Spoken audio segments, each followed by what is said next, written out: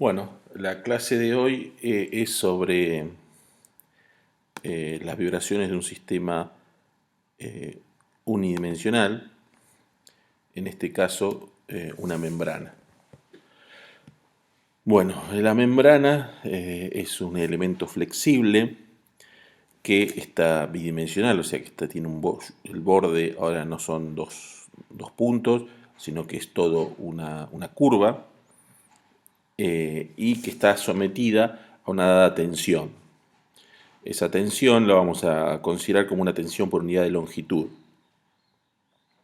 Entonces, la membrana va a vibrar en la dirección transversal, es decir, perpendicular al plano en el que está la membrana, debido al equilibrio de fuerzas que se produce por esta tensión cuando la membrana se deforma. En algún sentido, la membrana es como una cuerda, tiene las mismas propiedades elásticas que una cuerda, pero es un elemento, digamos, bidimensional.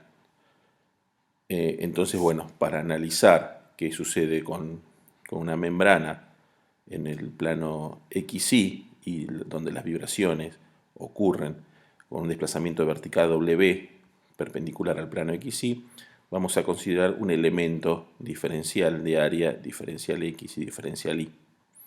Entonces, este elemento de área vamos a analizar su dinámica a través de la segunda ley de Newton, y para eso tenemos que considerar que el resto de la membrana le está haciendo fuerzas a través de los bordes, diferencial X, diferencial Y. En este borde actúa la fuerza P diferencial X, lo mismo que en esta, y en la dirección perpendicular lo mismo, donde está la fuerza por unidad de longitud P por la longitud del borde, digamos. Entonces, de esa forma aislamos el elemento. Bueno, obviamente, como podemos ver, la dinámica de esto depende de cómo se deforme inicialmente la membrana. Entonces, para eso se puede analizar un corte paralelo al eje X o paralelo al eje Y. Entonces, acá estamos considerando un corte paralelo al eje X, en el cual este sería la membrana sin deformar. Entonces ocurre un desplazamiento W y la membrana se deforma en esta nueva posición, y el otro extremo es el punto W en X más delta X. Bueno, al punto W en X más delta X lo aproximamos como la deflexión en este punto más la derivada de esa función respecto de X por diferencial X. Entonces, así ahí tenemos el elemento, el desplazamiento. Bueno, acá está graficado como que hay una fuerza externa, pero esto lo vamos a ignorar.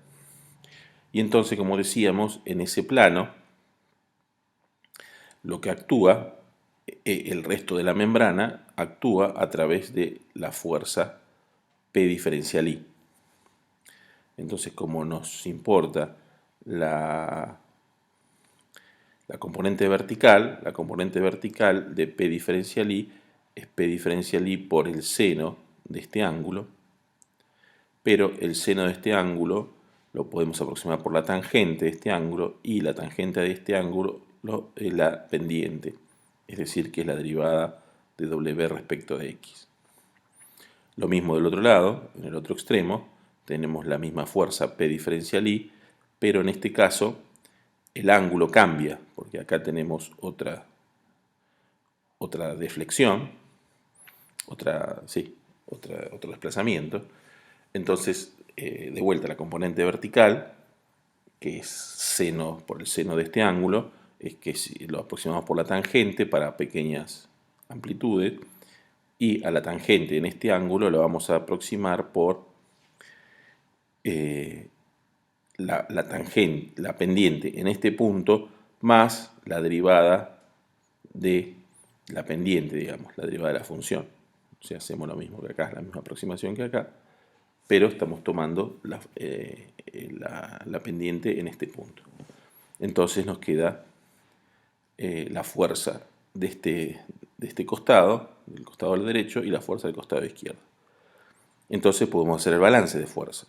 El balance de fuerzas, por este lado tenemos menos P diferencial I, que es la fuerza total, por la proyección, la derivada de W respecto de X, más la fuerza positiva de este lado, que sería P diferencial I, más la componente, la derivada de la deflexión en ese punto respecto de X, y entonces nos queda la derivada de W respecto de X más la derivada segunda de W respecto de X diferencial X. Entonces de este balance de fuerzas se cancelan estos términos, me queda P diferencial I por diferencial X por la derivada de W respecto de X dos veces. Entonces nos queda la curvatura en este plano. Bueno, en forma análogo lo podemos hacer en el plano ZI. Si lo hacemos en el plano ZI, nos queda el mismo balance, pero todo en la dirección I. Entonces nos queda P por diferencial X por diferencial I por la derivada de W respecto de I. Bueno, entonces lo que tenemos que hacer es sumar todas esas contribuciones, y sumando esas contribuciones nos queda P diferencial I por diferencial X, que es el elemento de área, por la suma de la derivada de W respecto de X dos veces más la derivada de W respecto de Y dos veces, igual a la masa por la aceleración. Bueno, entonces como decía, la sumatoria de fuerza igual a masa por la aceleración, me queda la ρ, que es la densidad por unidad de área, o sea, la densidad superficial, por el área, por la aceleración. Entonces, bueno, de acá puedo pasar de miembro para encontrarme con la forma típica de una ecuación de onda. Entonces paso ρ dividiendo y se me simplifica el diferencial X, diferencial Y. Entonces definiendo C cuadrado como la fuerza por unidad de longitud dividido la densidad por unidad de área, tenemos la definición de la constante C, y C esto tiene unidades de metros por segundo, metro cuadrado segundo cuadrado, es decir que C tiene unidades de velocidad. Fíjense que es en todo análogo a lo que pasa con una cuerda. En vez de la tensión, acá tenemos la fuerza por unidad de longitud, y en vez de la densidad lineal tenemos la densidad superficial. Entonces llegamos a la ecuación de onda bidimensional que,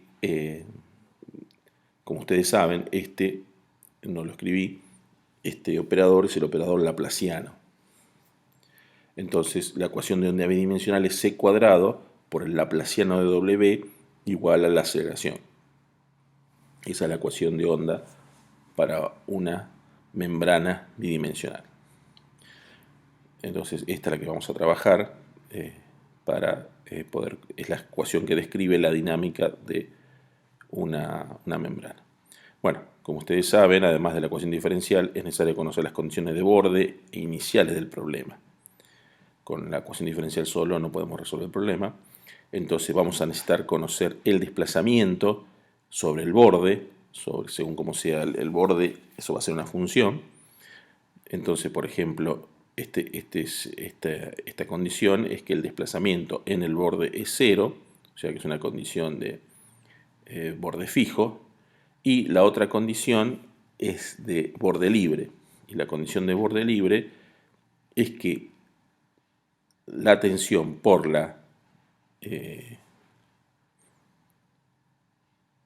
pendiente, por la pendiente de la curva, que si ustedes se fijan acá, cuando tengo que ver la pendiente sobre una curva que tiene una cierta forma, digamos, lo que necesito es la derivada normal, no la derivada en X y en Y, sino la derivada en la dirección normal a la curva. Esta sería la condición de borde libre con la derivada W respecto de la dirección normal a la curva. Entonces estas son las dos condiciones que se pueden usar, que nos determinan las condiciones de borde. Y por otro lado, vamos a necesitar conocer las condiciones iniciales, es decir, saber cuál es el desplazamiento en instante inicial para todo xy y cuál es la velocidad en el instante inicial para toda la membrana. Bueno, el caso más sencillo con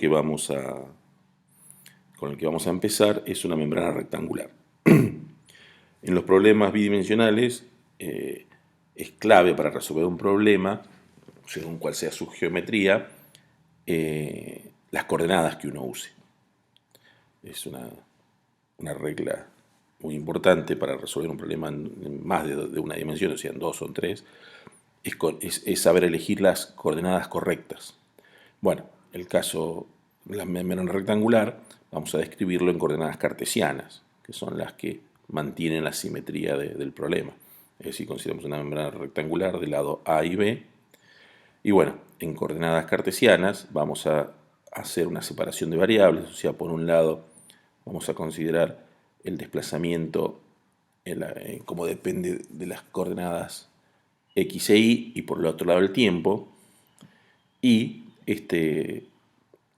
esta separación de variables también la podemos hacer para la parte espacial, y vamos a considerar que el desplazamiento va a ser una función de x, solo de x, por una función solo de y. Entonces el desplazamiento lo termino descomponiendo en tres funciones. Bueno, si yo reemplazo eso en la ecuación diferencial y divido todo por w, me queda separado el problema o convertido el problema en ecuaciones ordinarias, porque cada una de las derivadas parciales pasa a ser derivadas totales, y me queda por un lado una ecuación diferencial en el tiempo y otra ecuación diferencial en el espacio. Bueno, como esto depende de las coordenadas x, y esta de la coordenada t, para que esta igualdad se mantenga, no le queda otra que ser una constante. Cada una de ellas ser igual a una constante. Y esa constante la vamos a llamar menos omega cuadrado. Bueno, esto es porque esto puede ser una constante positiva, negativa o cero. Bueno, se puede analizar que la positiva y la cero no conducen a soluciones físicas, entonces nos quedamos con la constante de separación negativa. Entonces puedo separar el problema en dos. Por un lado, la parte temporal, que me queda la ecuación del oscilador armónico, y por otro lado la parte espacial. En la parte espacial todavía tengo una relación entre las coordenadas x e y, las derivadas en x y en y. Bueno, pero pasando de miembro lo puedo separar de este tipo, entonces de vuelta puedo llamar a esto beta cuadrado, y de esta manera, y a esto alfa cuadrado, y las tengo separadas. Entonces tengo la parte temporal, es una ecuación, o sea que me quedan tres ecuaciones que son osciladores armónicos, digamos, que ya son conocidos. Donde ahora la relación es un poco más compleja, ya que tengo esta relación entre las constantes de separación. Esta relación va a ser muy importante para determinar las frecuencias naturales del problema. Bueno, entonces ahora ya el problema es mucho más sencillo. Tengo tres ecuaciones independientes. Cada uno conocemos la solución. La parte en t temporal es a coseno de omega t más b seno de omega t. Bueno, lo mismo para x, con constantes diferentes. Y lo mismo para y. Cada una de estas se quedan con constantes a determinar. Bueno, las constantes, para determinar las constantes y para determinar la constante de separación, digamos, tengo que conocer los bordes, digamos. Acá tengo que conocer los bordes para poder resolver el problema. Entonces, vamos a resolver primero una membrana rectangular con bordes fijos. Es decir, vamos a considerar como que estos bordes tienen la condición de que el desplazamiento es cero. Entonces esas condiciones dice que el desplazamiento en x igual a 0, para todo y para todo t es igual a 0. Por otro lado, el desplazamiento en x igual a para todo y para todo t también es 0. Y lo mismo en la dirección de y, es decir, que el desplazamiento para x igual a 0t es 0, y el desplazamiento para x, todo x, b, phi, para y igual a b, y t también es 0. O sea que tengo 4 condiciones de borde. Entonces, de esta condición de que el desplazamiento en 0 es 0, me queda que la función x en 0 tiene que ser 0, con lo cual C1 me queda 0. Entonces la función x de x me queda un seno de alfa por x. Lo mismo para y. La condición de que y en 0 tiene que ser 0 me hace que la constante C3 que acompaña el coseno tiene que ser 0, y me queda una función seno en y. Bien, una vez que tengo determinadas C1 y C3, pongo las otras condiciones, las condiciones en el otro extremo, y me queda que la función en a tiene que ser 0, o sea que el seno de alfa por a tiene que ser 0, o sea que alfa por a tiene que ser igual a mpi, con m igual a 1, 2, 3, etc. Y lo mismo para b. La función y en b tiene que ser 0, con lo cual seno de beta b tiene que ser 0, con lo cual beta por b es igual a npi, o sea, un número entero de veces pi. Entonces, si volvemos a la relación, tenemos que omega cuadrado es igual a beta cuadrado más alfa cuadrado, todo por c cuadrado. Entonces, conociendo los valores de beta y de alfa, yo puedo conocer los valores de omega, es decir, las frecuencias de oscilación.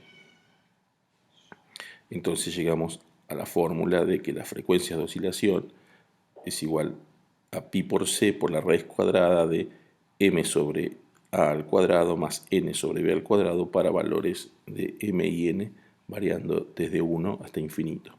O sea que este es el conjunto de frecuencias a la cual la membrana puede oscilar con estas condiciones de borde. Es decir, que las frecuencias quedan determinadas por la velocidad, es decir, la tensión, cuánto vale la tensión y la densidad, pero además queda determinada por los lados, la longitud de los lados A y B, es decir, las frecuencias naturales del problema. Como ven, es una serie infinita y depende de los valores de m y n, siendo la frecuencia más baja con m igual a 1 y n igual a 1, que se conoce como la frecuencia fundamental. Bueno, de esa relación podemos hacer dos observaciones, que la frecuencia, por ejemplo, la frecuencia fundamental de una membrana va a decrecer en la medida que cualquiera de los dos lados crezca. Es decir, cuanto más largos es la membrana, menor es la frecuencia fundamental. Y por otro lado, si tenemos una membrana muy elongada, es decir, con un lado mucho mayor que otro, o sea, una tira, con forma de tira, la frecuencia fundamental es muy poco influenciada por el lado mayor. Es decir, si tenemos este valor es muy grande, entonces este valor es muy chico, y entonces la frecuencia va a depender básicamente del otro lado, es decir, que no importa que tan larga sea la tira, las frecuencias son bastante similares. Bueno, entonces una vez que obtenemos las frecuencias naturales, tenemos que continuar con el problema y conocer ahora las autofunciones o formas modales, es decir, la forma en que se puede mover esa membrana. Entonces retomamos nuestras funciones W, como vimos, depende de m y n, es decir, va a haber una x para un dado m y una y para un dado n, que son productos de senos y cosenos por las constantes. Bueno, estas constantes que son productos de dos constantes las podemos resumir en una sola constante, entonces nos queda que la forma modal mn es una constante por el seno en una dirección de pi x sobre a y el seno de n pi I sobre B. Bueno, entonces a la forma modal la tenemos que multiplicar por la función en t, que era senos y cosenos, para tener el desplazamiento. Entonces esta función, como una suma de todas las funciones posibles, me da la solución más general para las oscilaciones de una membrana. Entonces esta es la forma modal, que esta va a depender de los bordes, o sea, esta es la autofunción para una membrana rectangular, y esta es la parte temporal. Entonces, para poder completar el problema, ahora necesitamos conocer las constantes A y B, que vienen de la parte temporal, para lo cual vamos a necesitar conocer las condiciones iniciales. Entonces, si evaluamos el desplazamiento en t igual a 0, el seno es 0, y me queda el coseno de 0, que es 1, entonces me queda que el desplazamiento inicial me queda como un desarrollo doble en series de senos, y lo mismo para el desplazamiento, para la velocidad inicial. O sea, si yo calculo la velocidad inicial, tengo que derivar la expresión anterior, entonces me va a sobrevivir el término en seno, ya que al derivarlo me queda un coseno, y me queda que la velocidad inicial me queda una sumatoria doble del seno de en x, mpi x sobre a, y el seno de npi i sobre b por lo b sub n mn por omega n m.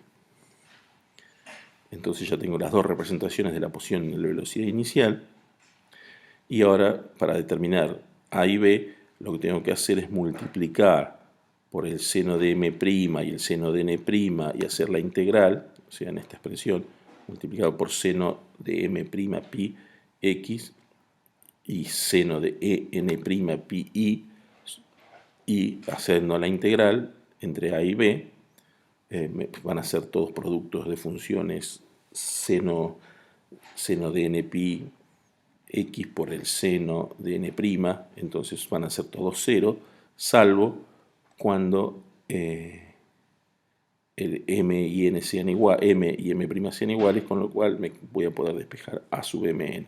Entonces a sub mn me queda 4 veces el área por la integral doble, o sea, la integral entre 0 y a y la integral entre 0 b, del desplazamiento inicial, por las autofunciones.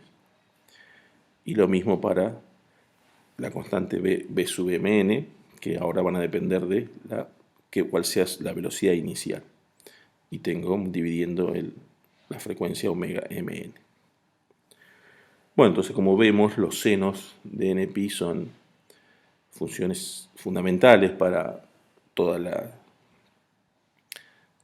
el álgebra y la determinación de las constantes, o sea, entonces vamos a estudiarlo con un poquito más de detenimiento, cómo son estos senos, cómo quedan. Bueno, la primera forma modal es cuando m es igual a 1 y n es igual a 1, o sea que me queda el seno de pi x sobre a con el seno de pi i sobre b. Entonces, eso lo que implica que esto es una media longitud de onda, o sea, es un semiseno, o sea que vale 0 en 0 y en x igual a a. Y lo mismo para i igual a b. Para i igual a 0 es 0 y para i igual a b es 0. O sea que en el medio no hay ningún valor de la función en 0. Este es el modo fundamental. O sea que acá tenemos que imaginarnos como que hay una media longitud de onda en este sentido y otra media longitud de onda en este sentido. Mientras que para los modos superiores tenemos otras formas. Tenemos para m igual a 2 y n igual a 1, entonces tenemos 2pi x sobre a. Entonces fíjense, para x igual a a sobre 2, si x es igual a sobre 2, me queda seno de pi. O sea que en x igual a sobre 2, no importa cuánto valga la otra función, el seno de pi i, va a valer 0 para todo x. Entonces, que está marcado acá, esta es una línea que para todo, en toda la línea, la forma modal es 0. Mientras que en la otra dirección y no existe ese valor. Para i igual a b sobre 2, tengo seno de pi sobre 2, o sea que está representado por esta media longitud de onda. Entonces, esto lo podemos ver como dos partes que están oscilando, uno para arriba y uno para abajo, separados por una línea fija en x igual a sobre 2. Esta línea, en la cual la membrana no se mueve, se llama línea nodal. Bueno, si consideramos el otro modo, para m igual a 1 y n igual a 2, ahora lo que tenemos es en i. Entonces, en i se forma una línea nodal, porque cuando i es igual a b sobre 2 siempre es 0, no importa cuánto valga la otra, y se produce este mismo desplazamiento en contrafase, digamos, de ambos lados de la línea nodal, que queda representado por estas medias longitudes de onda en la dirección y esta longitud en la dirección x, perdón, y esta longitud de onda entera en la dirección y. Bueno, y así siguiendo, esto va a infinito, digamos, pero la otra forma modal, m igual a 2, n igual a 2, tenemos este fenómeno en ambas direcciones. O sea, tenemos una línea nodal en x igual a y una línea nodal en i igual a sobre 2 y una línea nodal en i igual a b sobre 2. Entonces ahora es el producto de una función seno entera en cada lado y vamos teniendo 4 cuadrantes, digamos, en el cual hay oscilaciones en contrafase, digamos. Bueno, entonces a medida que aumenta la frecuencia, aumenta la cantidad de líneas nodales. Puede haber 3, 4, 5, bueno. Puede haber muchas líneas nodales dependiendo de la frecuencia. A mayor frecuencia, mayor cantidad de líneas nodales. Bueno, y por último, ¿qué sucede si en vez de una membrana rectangular tenemos una membrana cuadrada? Bueno, si tenemos una membrana cuadrada, las frecuencias, lo que sucede es que la frecuencia mn es igual que la nm, porque la relación esto a es igual a b, entonces no importa cuál es m y cuál es n, el valor de la frecuencia es la misma. Entonces, este modo y este, que en una membrana rectangular son diferentes, tienen distinta frecuencia, para el caso de la membrana rectangular pasan a tener la misma frecuencia. Entonces, si uno tiene una frecuencia que coincide con esta, el sistema puede oscilar tanto así como así, con esta línea nodal como con esta. No hay ninguna diferencia. Entonces, ¿qué hace el sistema? Y el sistema oscila tanto así como así, dependiendo de ciertas condiciones iniciales, digamos, como uno lo pone a oscilar, pero es absolutamente indistinto. Y no solo es indistinto que oscile con esta forma modal o con esta, sino que con una combinación de ambas. O sea, esta es una combinación lineal del seno de m pi x sobre a, y bueno, eso puede ser esta línea nodal, la línea nodal puede estar en esta diagonal, o también puede ser con una forma un poco más complicada, bueno, porque tenemos varias posibilidades en combinar las diferentes formas modales. O sea que una combinación lineal de esta forma modal con esta forma modal, para cualquier valores de la combinación lineal, se puede dar la oscilación. O sea que todos estos modos tienen la misma frecuencia. Bueno, esta situación en la cual diferentes modos de oscilación tienen la misma frecuencia se lo conoce como modos degenerados. O sea, porque para una dada frecuencia, para diferentes modos tenemos la misma frecuencia. Es una característica importante